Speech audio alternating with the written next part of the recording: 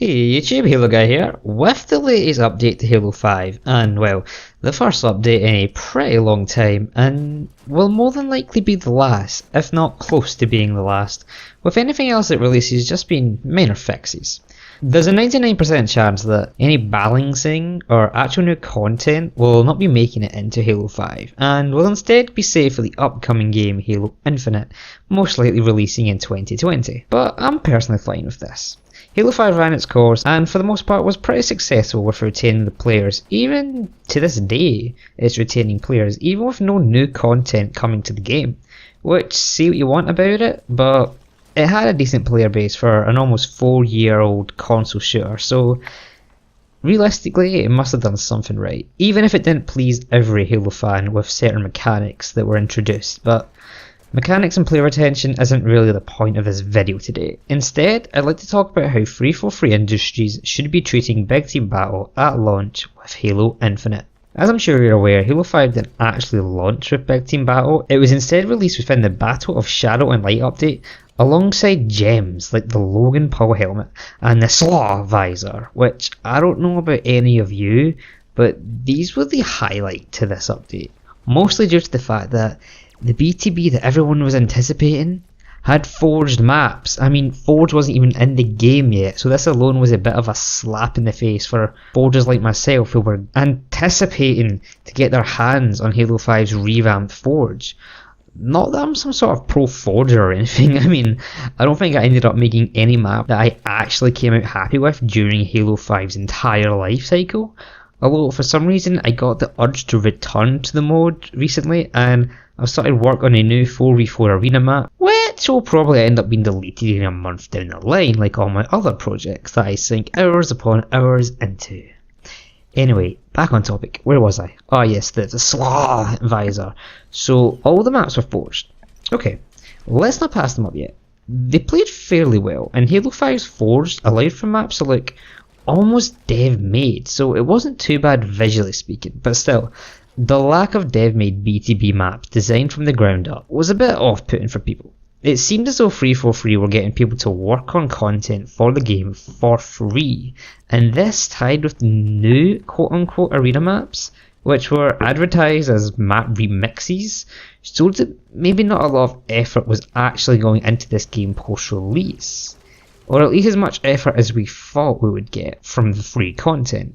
We thought that the new Rec Pack microtransactions were actually going to help fund brand new content post-release, but instead we got a drip feed of missing game modes from past games, remixes of maps already present in the current game, weapons from past games, and armour that was identical to armour already in the game, just with a different secondary colour pattern. Looking back at what we actually got, I find it hard to think of why I was so excited for these content drops at the time, because at the time of these releases I was getting so hyped up, but I guess that was just 15-year-old naive me thinking that free content is amazing no matter what it actually contains. But back to BTB.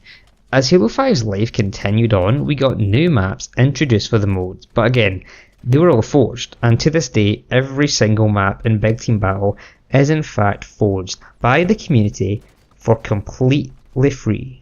Now, don't get me wrong, I think that community forged maps absolutely belong in matchmaking, but not as the main source of content for the game. Instead, forged competitions should occur every few months or so, and a handful of maps should be selected by 343.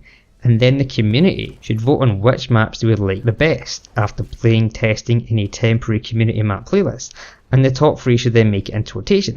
We actually already kind of seen this with community breakout earlier on in Halo 5's lifecycle. This would be a great way to increase community engagement and really build up the relationship between the developers and the players. But that being said, developer made maps should be present for every game mode for future Halo titles. And obviously Halo Infinite should launch not only with Big Team Battle, but with Forge, Infection, Griffball, Oddball, King of the Hill, Assault, all of the missing game modes from Halo 5's launch that we slowly got drip fed to us over the span of the game's life.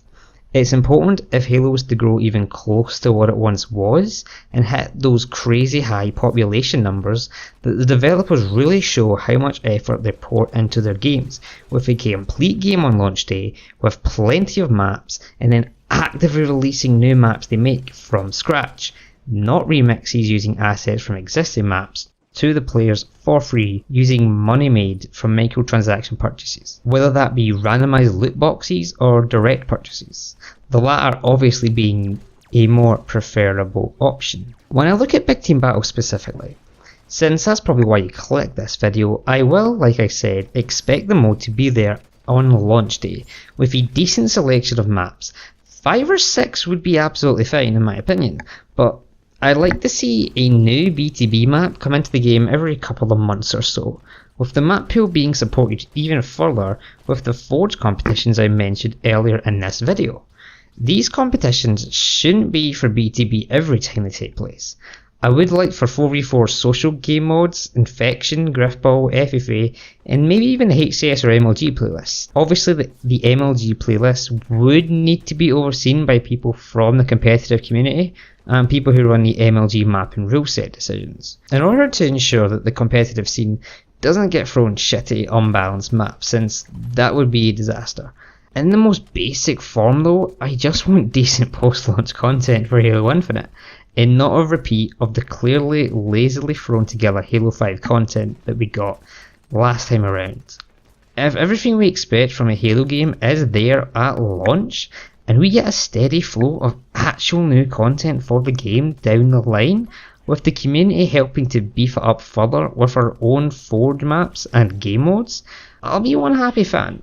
And my guess is every single of you watching right now would be the same thing. But that's all from me today guys. Like the video if you enjoyed, it helps the channel out a ton. Subscribe with notifications if you haven't already to stay up to date with all my latest videos as soon as they go live.